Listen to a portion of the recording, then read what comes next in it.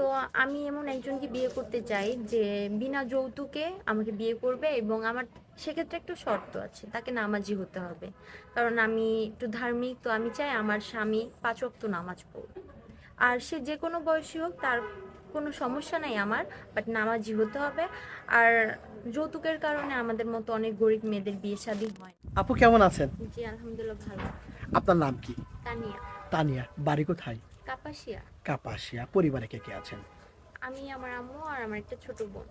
আপনি, আপনার আম্মু, ছোট বোন। বাবা বাবা মারা গেছে মারা গিয়েছেন কতদিন আগে? প্রায় 6 বছর আগে। কিভাবে মারা গিয়েছেন আপু? একটা অ্যাক্সিডেন্টে মারা গেছে। অ্যাক্সিডেন্টে মারা গিয়েছেন। আপনার বয়স কত? আমার বয়স এইবার 22-এ পড়লো। 22-এ পড়েছেন। ঠিক আছে। লেখাপড়া? পড়াশোনা আর চালানো হয়নি, আসলে বাবা নাই তো। মেট্রিক পরীক্ষা এখনো মানে দিতে চাইছিলাম, বাট আর্থিক অবস্থার কারণে ফর্ম ফিল আপ করা হয়নি, যার কারণে এক্সামটা আর দেওয়া হয়নি।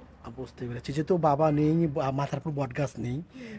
ওই লেখাপড়ার স্বপ্নটা শেষ হয়ে গেছে, তাই না? আচ্ছা। মূলত আপনি এসেছেন বিয়ের জন্য, তাই না?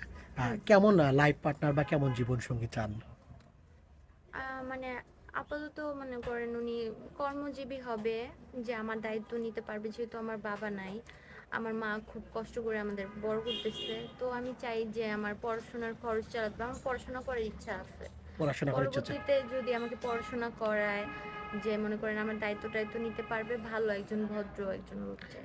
নামাজ কালাম পড়বে? হ্যাঁ, নামাজ কালাম। আমার ফ্যামিলিতে আবার নামাজ কালাম একটু পছন্দ করে, তো আর কি আমি একজন নামাজি, ধার্মিক ধার্মিক আর কি একজন জীবন চাই। লাইফ পার্টনার চাচ্ছেন? হুম। বাইরের সৌন্দর্য ইম্পর্টেন্ট না মনের সৌন্দর্যটা আসল?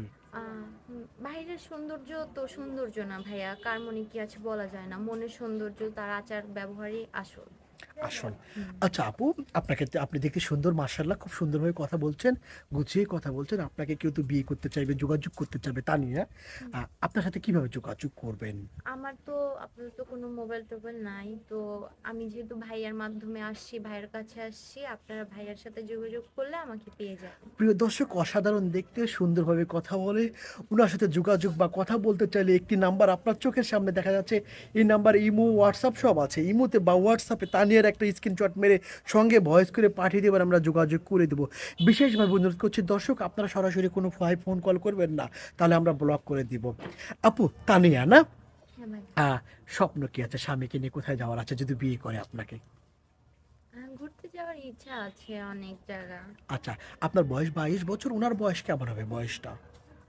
বয়স মানে মোটামুটি একটা কর্মজীবী মানুষের বয়স আর কি থার্টি এরকম ফাইভ হয়।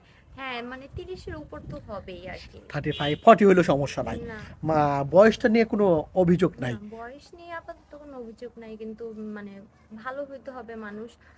দেখা গেছে অনেকে চিটার বাটপার হয়, যে যেহেতু আমার ফ্যামিলি অনেক কষ্টের মধ্যে আছে, তা আমি চাবো যে একজন ভালো মানুষকে বিয়ে করতে, যে আমার দায়িত্ব নিতে পারবে আর কি। বুঝতে পেরেছি। হুম। অনেক ভাই আছে যখন 40 বা 35 হয়েছে, তাই না আপু? হুম। উনি ধরেন আগে বিয়ে করেছিলেন, স্ত্রী মারা যেতে পারে, স্ত্রী চলেও যেতে পারেন পরকীয়া করে অন্য কারোর সাথে। এমন ভাই যদি হয়ে থাকে?